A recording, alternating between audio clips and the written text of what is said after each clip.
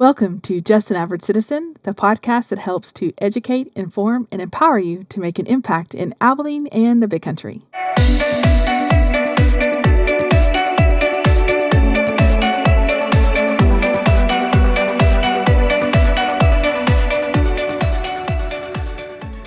Welcome back to the second part of the Book by the Bite for the Quest for Comic Justice. So glad you were able to join me today. I hope you enjoyed the first part of this book. I think the second one is equally important, and that's why I broke it up into two sections. If you have enjoyed this podcast, I would love it if you could share this with your family and friends, and make sure to subscribe on whatever platform you choose to listen to. It's important to help get the word out and to help make sure that people can have opportunities for it to show up, because the more you like it, the more you subscribe, then the more those lovely algorithms help promote it to other people as well. So we're going to go ahead and jump right into the second part of the Quest for Comic Justice. You know, it's crazy to me how books are so powerful and they leave a lasting legacy far beyond what the writers could ever imagine. You know, I can't even imagine some of the writers of days gone by that we still read their books, like the Odyssey or the Iliad, and, you know, like Jane Austen. There's so many books that have such great impact, and, you know, like The Cost of Discipleship by Dietrich Bonhoeffer. Their lives have continued to impact us, and so I love that even though while Thomas Sowell is still alive, his book written in 1999 is impacting us here in 2024. So let's dive into the last two essays that he wrote on the quest for comic justice. If you haven't listened to the first part, I don't think it's so important for you to continue on this podcast, but there's a part one to this book. So we're going to look at the tyranny of visions. And I really love the picture that describes, because, you know, visions are powerful unless there's application to it. And unfortunately, what we learned in the first part is that comic justice is not a vision that has any real world application. It's just something to be discussed, and causes so many problems because it does not value the cost that it requires in order to enforce it. And just a little recap, though, there are two kinds of justice we're talking about. Traditional justice deals with the process of how things allow for fairness and justice. Is it wrong to use the word in the definition? Whereas cosmic justice is more worried about the vision and the idea of what it can promote, not necessarily worried about how it affects or is the cost. It's about the outcome of justice, whereas traditional justice is about the process of justice. That's probably the succinct way to say it.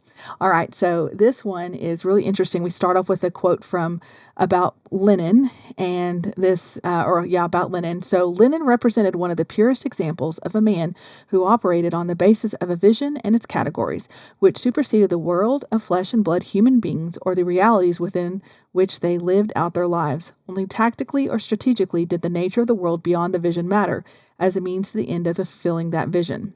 Lenin, Hitler, and Mao were the preeminent 20th century examples of leaders who sought to adjust people to visions, even when that entailed the deaths of millions of human beings.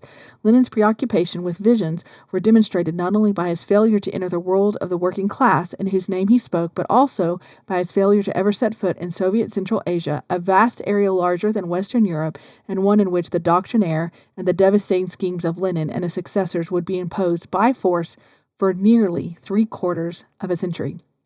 That's crazy to me that this man who based his ideology on a vision of what the world could be, not reality, a vision, influenced the world, still influences the world today. And we have learned that many of these men, their deathly ideologies killed far more people than religious wars ever did. But do we ever hear that? Nope. We always hear about the death tolls of the religious wars, where we don't realize the secular humanist or the secularist or the fascist or all these men were so destructive and killed so many millions of people. Yet the history has kind of rewritten how they're viewed, and many people look up to people like Mao and Hitler. Maybe not Hitler so much, but definitely Mao. And they don't understand that the government they ran was very unsuccessful, and there's no way to do it because, again, you can't implement visions that have no ability to, as it says, as a means to end of fulfilling that vision. Okay, so let's go here. Believers in this theory acquire no sense of moral superiority, even in their own eyes, though they obviously regard their method of preserving peace as a more effective in practice.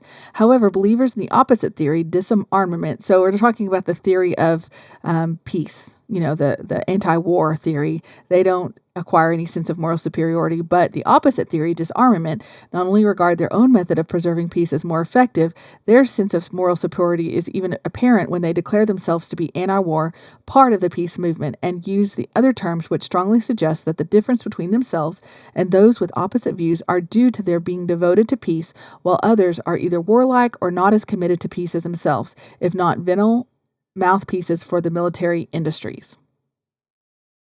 Oops.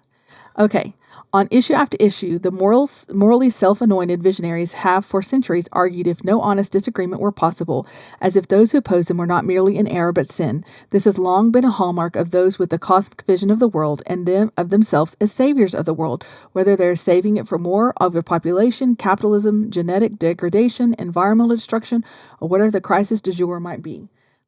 Have we ever heard of any other theories where people want to be the saviors of the world? Yeah. If you haven't, let's talk, because there's nothing new under the sun. It all repeats himself.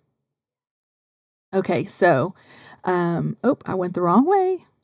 John Dewey, for example, was opposed to laissez-faire economics and to punitive approach to the criminal, which enables us to ignore our part in creating him. He also caused so many problems in our education system. But anyway, that's beside the point and a story for another day. Bertrand Russell supported the idea of social justice between nations and between individuals, which would require that all ultimate ownership and control of land and raw materials must be in the hands of international authority, for private property in regard to raw materials involves gross justice and powerful incentives to war. Like many others on the political left, he advocated schools in which there is a little discipline as is compatible with the acquisition of knowledge and no corporal punishment whatsoever. In short, pacifism is a part of a coherent vision that extends well beyond the issues of war and peace, while deterrence is part of a very different vision that is also coherent in its larger sweep. Here, as elsewhere, the question is whether which method of avoiding war in fact tends to produce the desired result, and which turns out to be counterproductive, receives remarkably little empirical examination. From the anointed visionaries, it is the quest for peace, like the quest for cosmic justice, that exalts them morally, irrespective of whether strategy actually reduces the dangers of war, even increases those dangers. Here, as in other expressions of cosmic visions, results are not the test. Taking a moral stand is the test. Did you hear that? You just have to take a moral stand. You're not worried about the outcomes. Just take a stand. As economist Roy Harrod discovered at a 1934 rally of the British Labour Party, a Labour Party candidate proclaimed that Britain ought to disarm, as an example to others, a very common argument at that time. Let's see here. Yeah, so we're going to go on to this next one. The irrelevant argument that the people of various countries did not want war proved to be as politically indestructible as it was fallacious as an indicator of what governments of those countries were likely to do. Yeah. All right.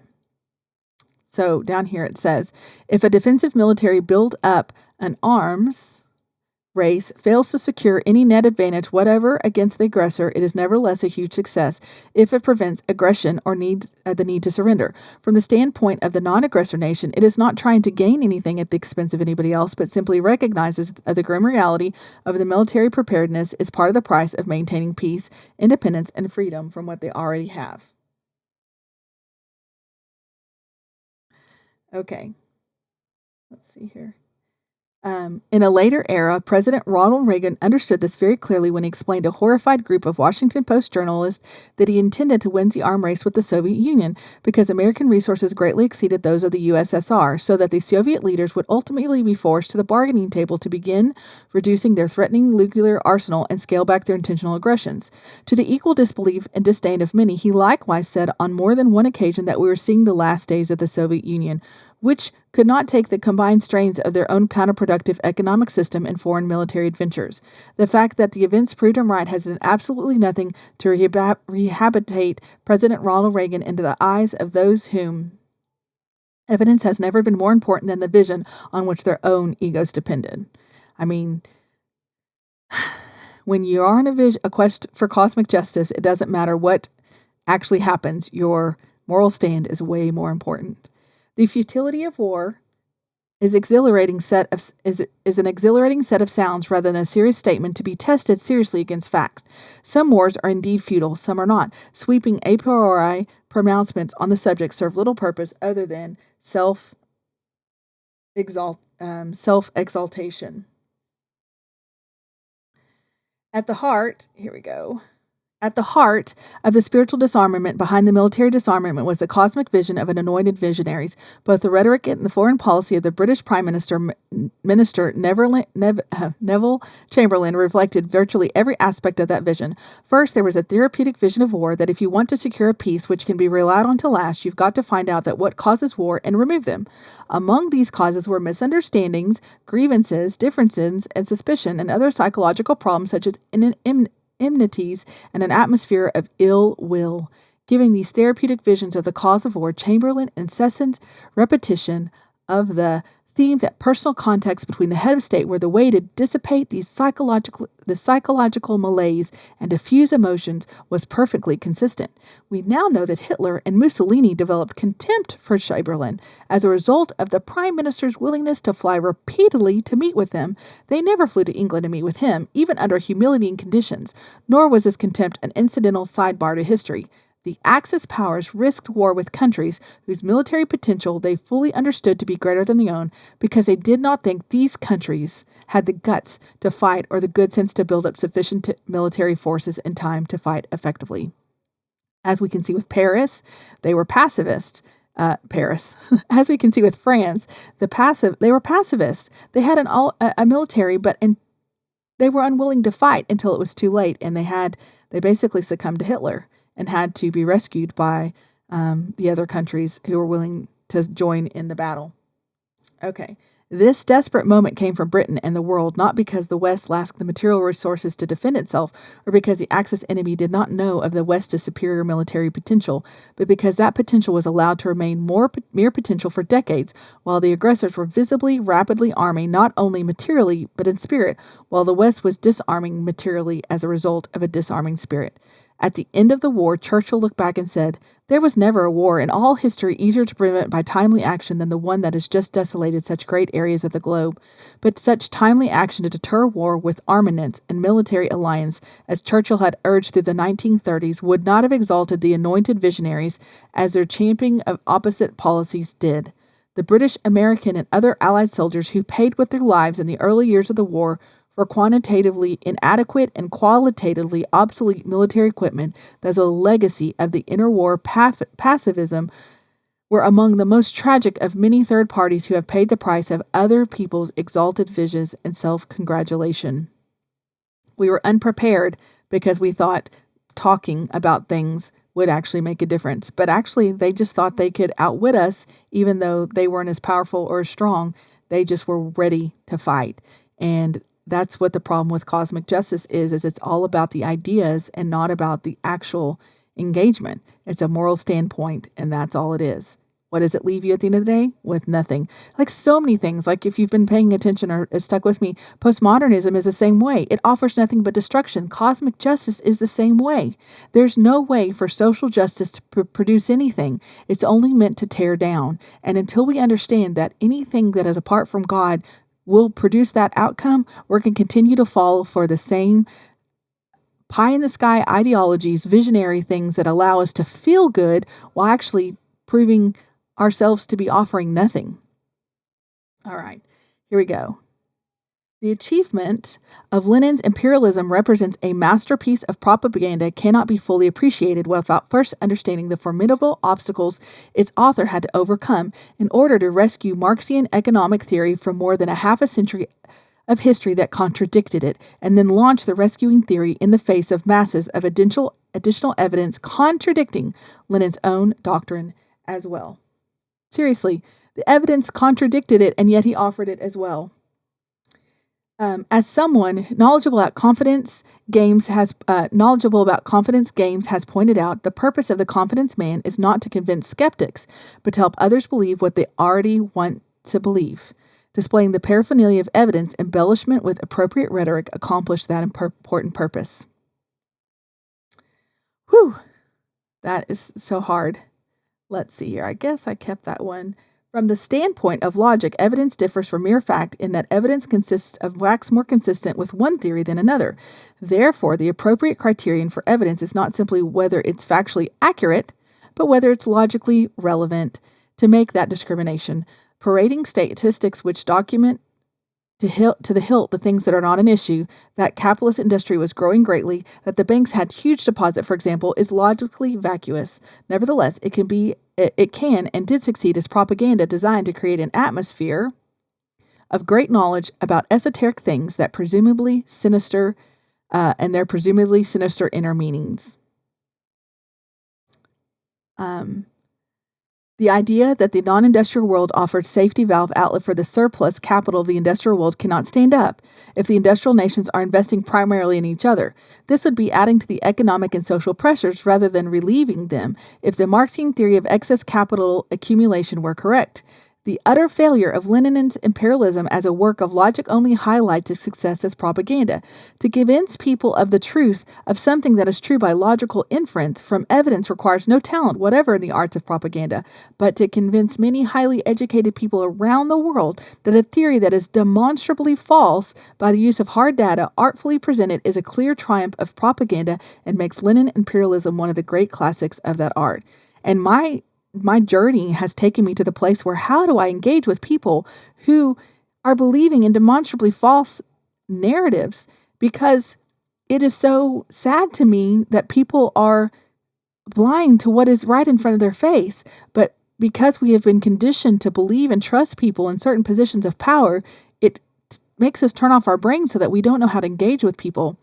And that's why I think this is so important to understand that we can't bring facts to the table to convince people to believe something different. We have to address the heart of what it is. What's this vision? What is this ideology that allows you to stand and do nothing? What is the results? What are the fruits of this?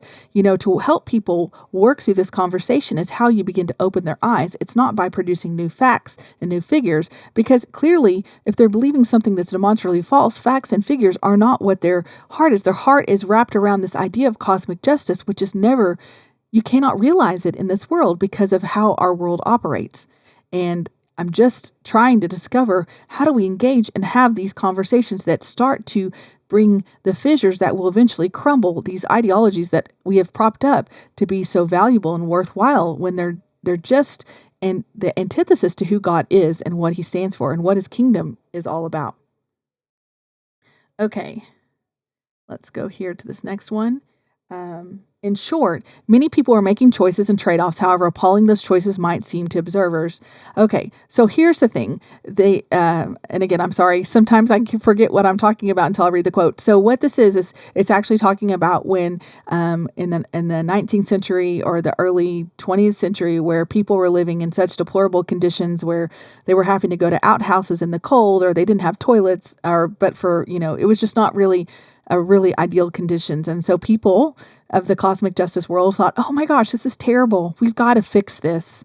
And I guess they weren't cosmic justice people because that term wasn't around then. But they were like, this is terrible. We got to fix these people's worlds. They're living in such deplorable conditions. We're going to maintain a standard. We're going to create laws that maintain a standard of housing so these landlords cannot get away with these slums that they're allowing these people to live in. And here's this interesting quote that I think is important for us to understand. When we don't worry about the results of our ideology and our moral stance, what consequences come from not counting the cost. In short, people are making choices and trade-offs, however appalling those choices might seem to observers, and how unfair it might be that their choices had to be made in the first place, when so many others had so many better options available to them. The kind of reforms being promoted in the 19th century did not expand the slum dwellers' options, but reduced them. Since better housing mandated by law cost more money, immigrant slum dwellers now had to devote a higher percentage of their incomes towards purchasing more expensive housing with features that would be more pleasing to third-party observers, rather than make trade-offs that they themselves would have preferred with their own money. In short, people were making choices and trade-offs. However, When one considers the dire poverty and dangers to life and limb from mobs that Jews were facing in Eastern Europe at the time, the desires of Jews on the Lower East Side of New York to get their loved ones fed and have them brought over to America clearly had urgency. However, much of the fact might be unknown or ignored by housing reformers. Nor was the desire to save for a better future for their children merely a forlorn hope, as the later rise of the Jews in the United States showed. Reformers who reacted to the slums before their eyes and to their own sense of social injustice had nothing to force them to face the trade-offs inescapably faced by people living in those slums.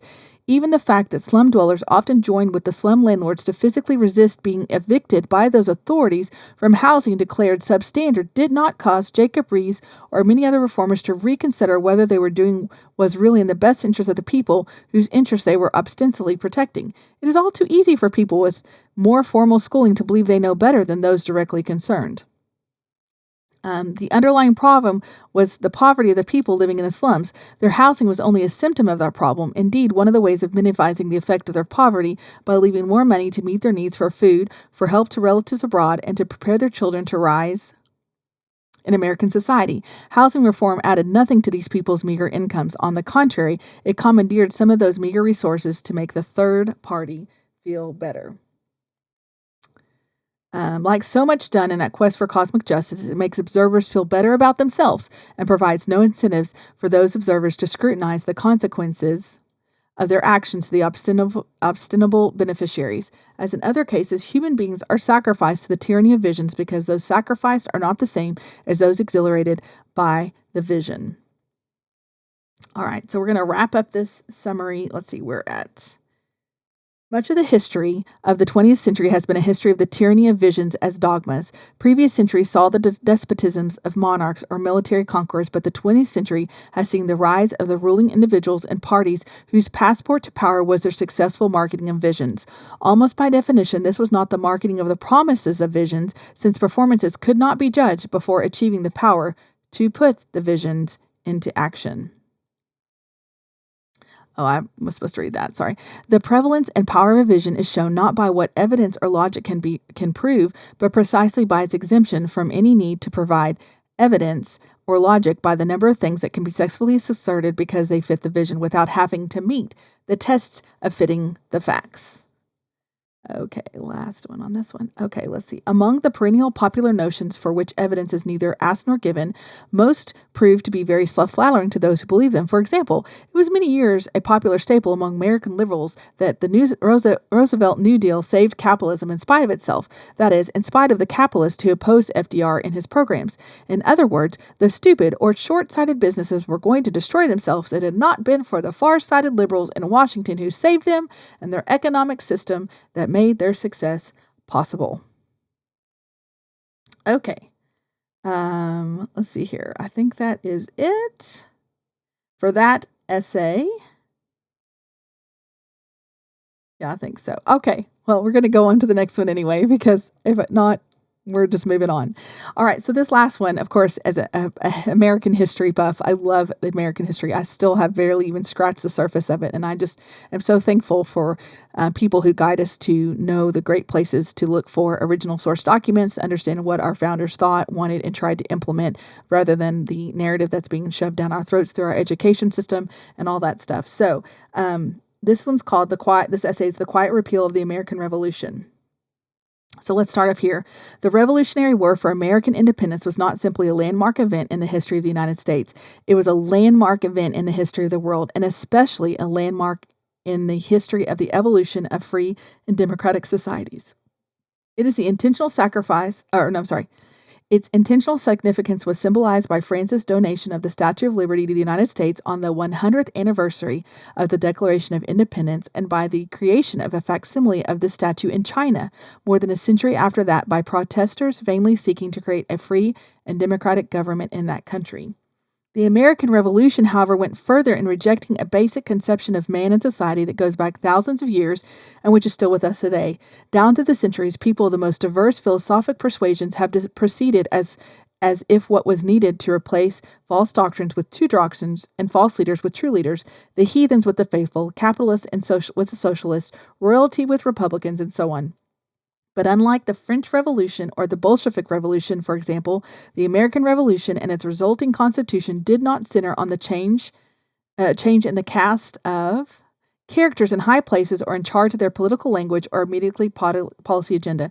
Its central concern was establishing new processes by which whoever occupied the places of powers could be restrained and replaced. In short, it did not pretend to have a doctrinal truth, but instead implied a deep skepticism that anyone had either a monopoly on doctrinal truth or such moral or intellectual rectitude as to be exempt from constraints, condemnations, or dismissals from office by their fellow men.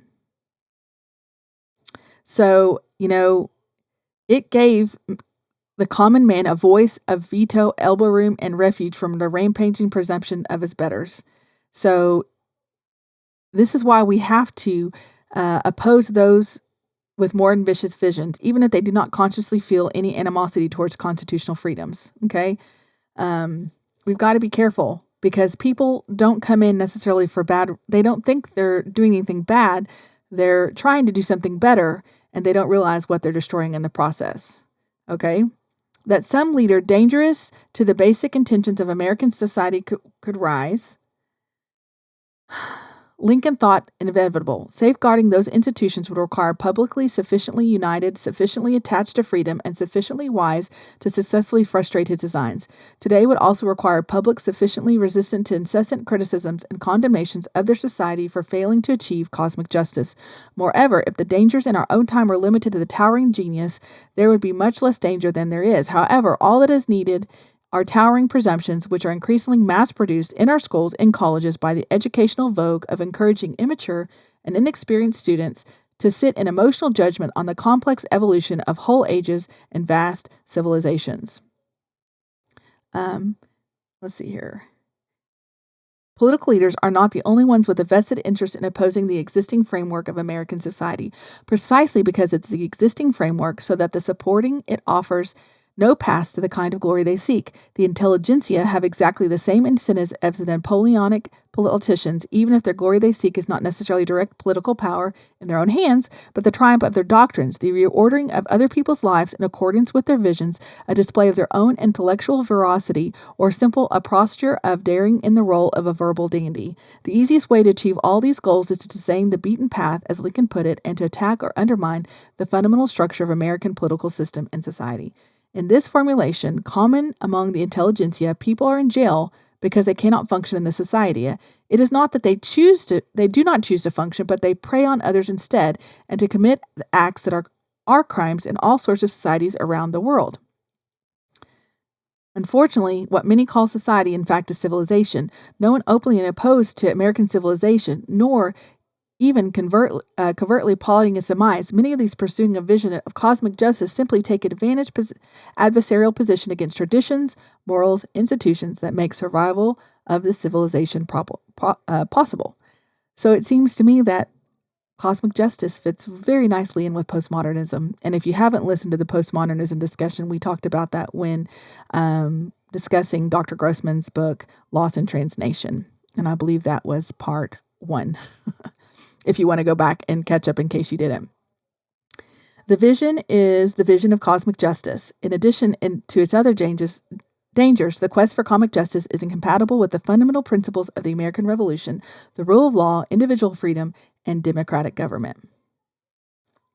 The rule of law, a government of laws and not of men, implies rules known in advance, applied generally, and constraining the rulers as well as the ruled.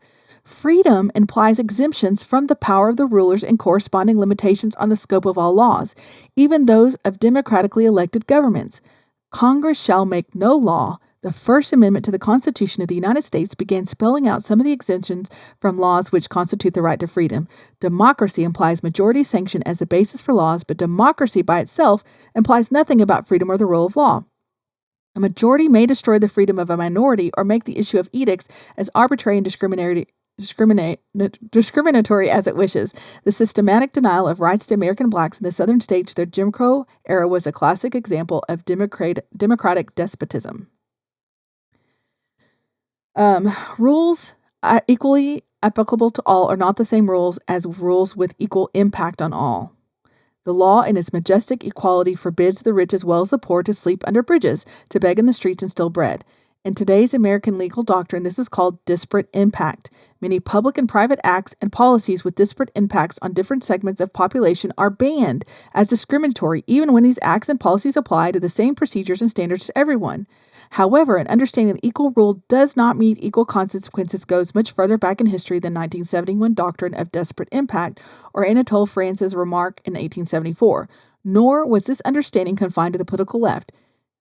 In his scathing reflections of the revolution in France, Edmund Burke said all men have equal rights, but not to equal things.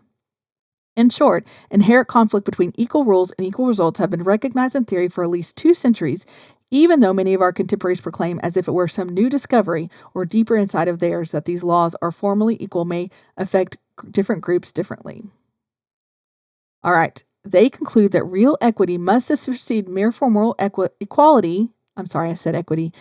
They conclude that real equality must supersede mere formal equality, which is to say that cosmic justice must trump traditional justice.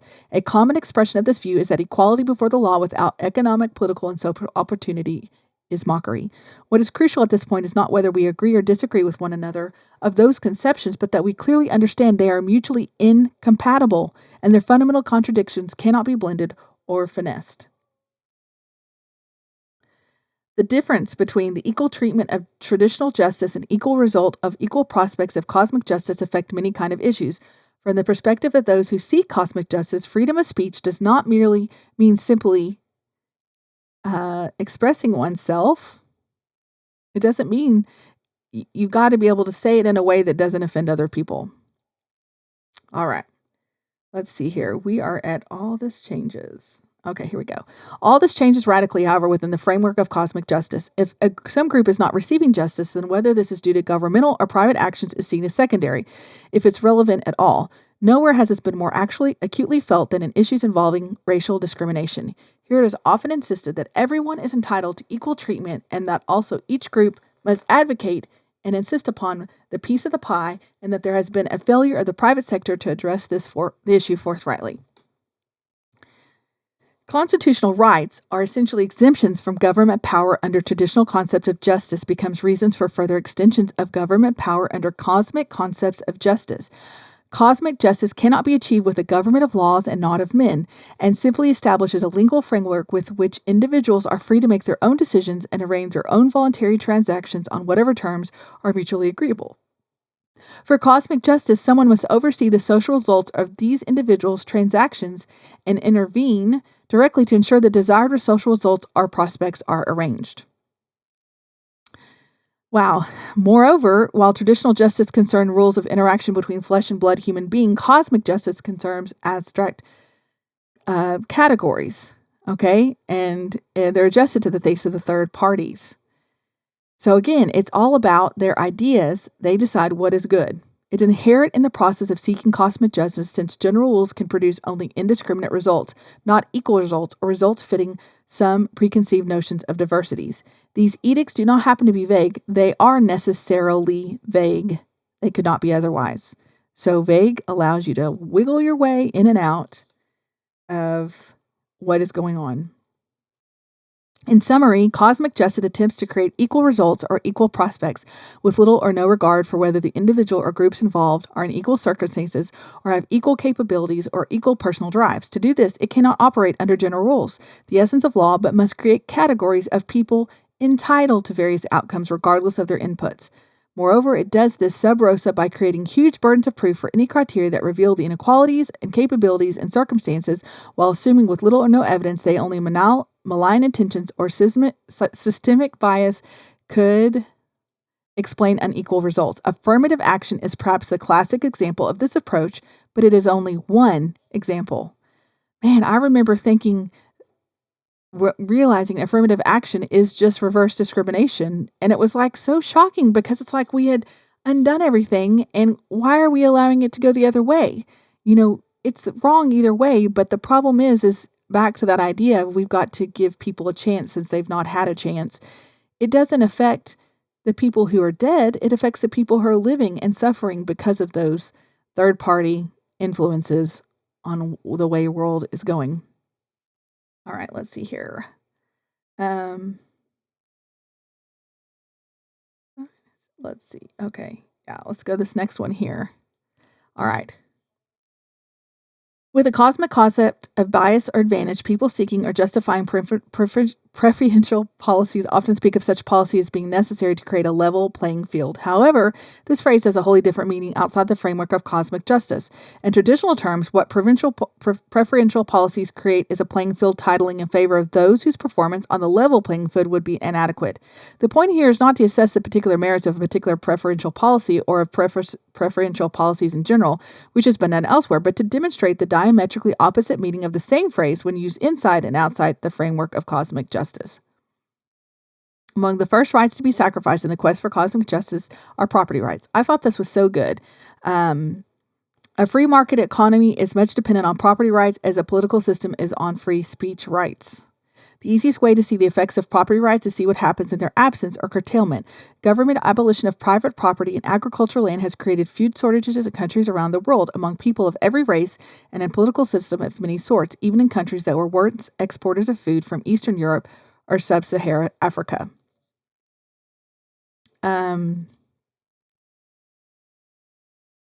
So food has in many places and in various periods of history been a special target of price controls, often on plausible sounding ground that food is so basic a need that poor must be assured access to it at a price they can afford. Yet all too often, mass hunger has followed the wake of price controls on food, whether during the era of the French Revolution in modern African nations or in Asia. Housing shortages have followed rent control, whether in New York City, Paris, Hong Kong, Melbourne, Stockholm, or other places. Price controls on medical treatment have led to long waiting lines in doctor offices and long waiting lists for operations, whether in China, Europe, or elsewhere. For Americans, at least the matter was settled long ago when the Constitution declared no person can be deprived of life, liberty, property, without due process of law, nor shall private property be taken for public use without just compensation. By the second half of the 20th century, however, all this was being eroded rapidly by judges. Moreover, the erosion and undermining of property rights was applauded in leading law schools and by intelligentsia in general. The traditional... Let's see here. Let me look at here so I can make sure I don't... The traditional conception of role of judges was expressed 1,000 years ago by Aristotle, who said that judge should be allowed to decide as few things as possible. His discretion should be limited to such points as the lawgiver has not already defined for him. Moreover, the law itself must be application of rules, be used for the guidance of others besides litigants for his decisions as not particular but prospective in general. A judge cannot do justice directly in the cases before him, is how cosmic justice people see it. He was saying it was not the judge's function to put it there, that this was a legislative function.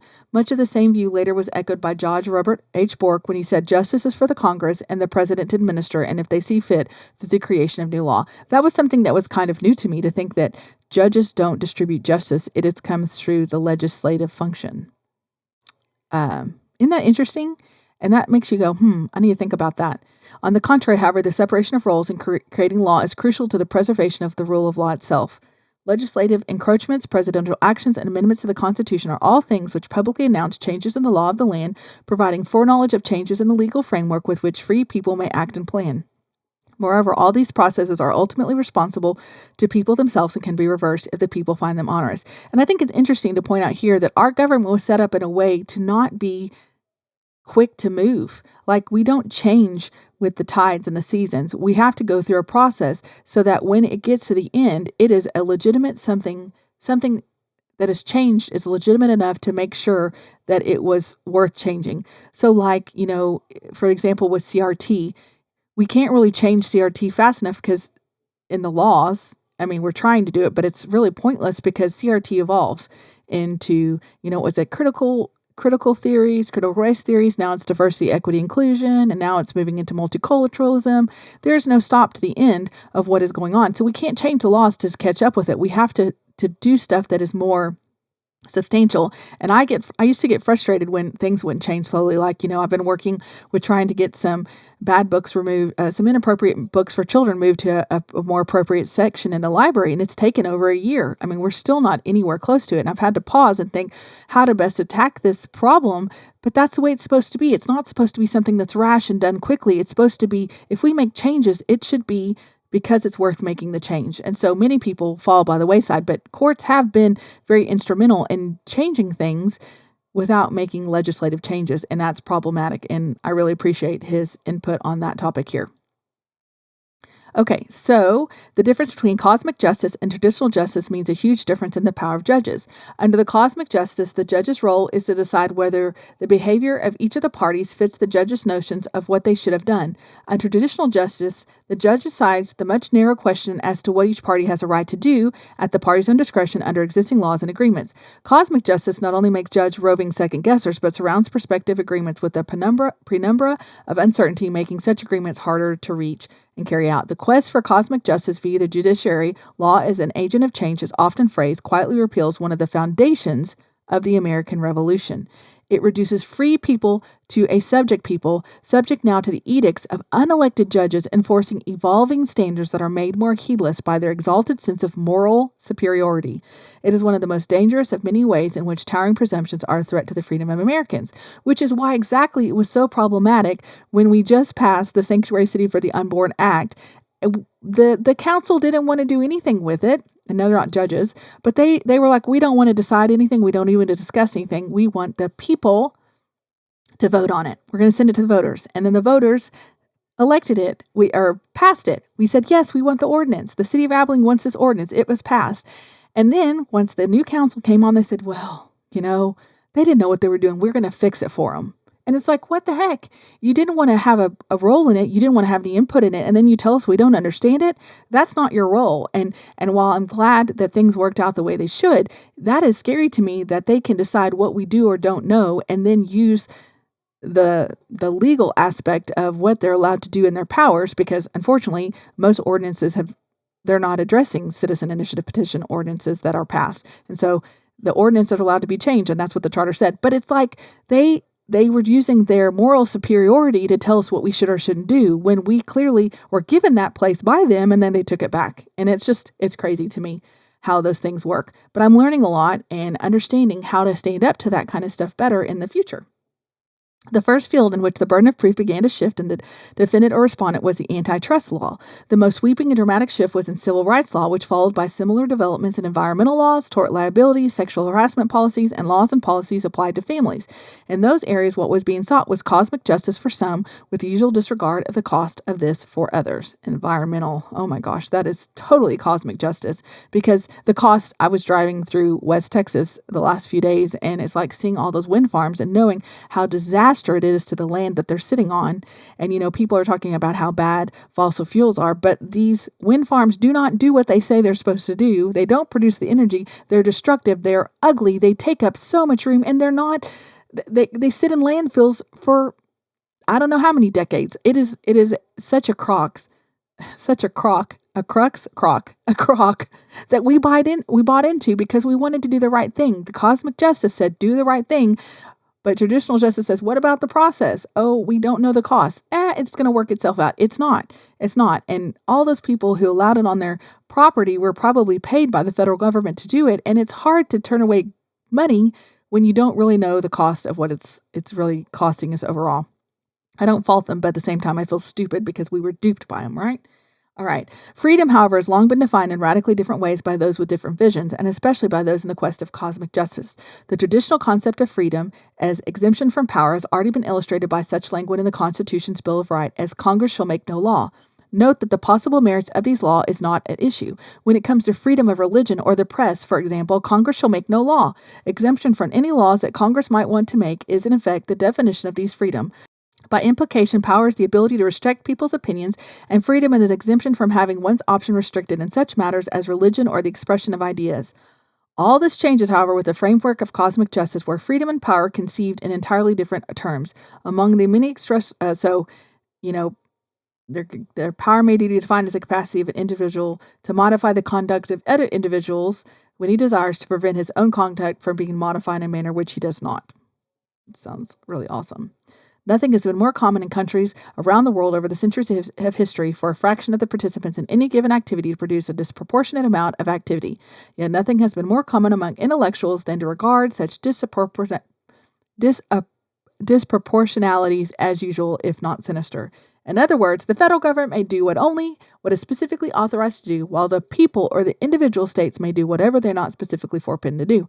And they've been doing stuff they're not supposed to do, and we haven't said, wait a minute, give that back. That's not your power. You're doing stuff you're not supposed to do because we're ignorant, because we've been stuck reading fictional books all the time and enjoying ourselves rather than reading original source documents. So thanks for those of you who are still listening. Stick to the original source documents. Let's get our federal government back in its box, because it has been we've been letting go willy-nilly for far too long. Okay. No institution has been more traditionally one of the local control than the public schools. Yet the growing scope of federal subsidy and control, particularly through the Department of Education, has successfully removed more and more decisions from the parents and voters in local school districts, transferring those decisions to Washington. It simply does not matter whether the parents, voters, or local officials are up in arms against whole language, methods of teaching, reading, or promotion of avant-garde sexual attitudes in schools. If these ideas are vogue among those in Washington who control the purse strings, it doesn't matter if Hispanic parents want their children to be taught in the English language, if federal bureaucrats favor so-called bilingual programs in which most courses are taught in Spanish. It doesn't matter if local schools want to maintain a tighter discipline, if federal guidelines make it impossible to ride a tight ship. So here's the problem. The government gives you money, you take the money because you need it, because you're running a tight ship, and then they're like, okay, now we control you. And that's the problem. We have, nonprofits in town accepting government money, federal grants, and I understand that there is some benefit to that, but we've got to start recognizing the strings may not be worth the money that it's attached to. And we have to be careful, because schools are a perfect example of that. We have no control locally because they all have to bind all the money. They've been given money, so they have to mind their P's and Q's and do what's being said. And it's really created a terrible, ineffective system of schooling that our children are suffering from. Despite the numerous studies showing that the amount of money spent per pupil has little or no effect on the quality of education, federal officials are constantly pushing for an expansion of federal aid to education in the guise of investing in children's future.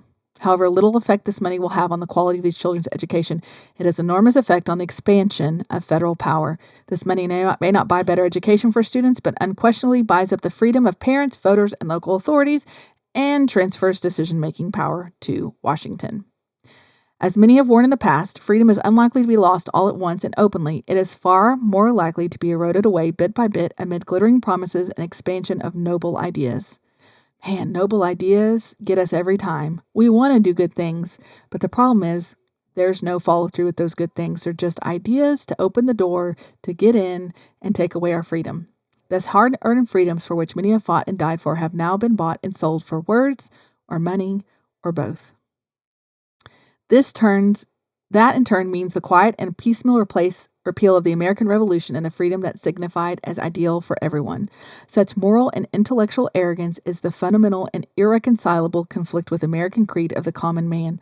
Someone once referred the masses of the immigrant coming to Americans as the beaten men of beaten races. In one sense, he was right, but in a deeper sense, history has proven him profoundly wrong. From its colonial beginnings, American society was decapitated society, largely lacking the topmost social layers of European society. The highest elites and the titled aristocrats had little reason to risk their lives crossing the Atlantic and then face the perils of pioneering. Most of the white population of colonial America arrived as indentured servants and the black population as slaves. Did you know about that? Did you know that most of us arrived with nothing because we wanted something better? The rise of American society, preeminence as an economic, political, and military power in the world was thus the triumph of the common man and a slap across the face to the presumptions of the arrogant, whether an elite of blood or of books. All right, so that finishes up our book. I am really happy about finishing it. It was a good book. I reread it in order to prepare for this, so I'm happy to do that. I try to do that to refresh my memory, but every book I offer is something I would read again and would love to read and talk with you about, but sometimes our lives don't allow for that. So thanks so much for joining for the second part of this episode of The Cosmic Quest for Justice. I look forward to the next book we're going to take a bite out of, and maybe I can keep it short, but you know me, I really like to talk about things and chew them over and really expose so much of what is going on in our culture for what it is. So if you've enjoyed this podcast, please feel free to subscribe and share it with your families and friends. We're always looking for ways to promote this so that we can get more information out to the public about what's going on in our world and how it applies to what we do for life here in Abilene in the big country. So thank you so much for watching. I look forward to our next time together. And until then, have a great day.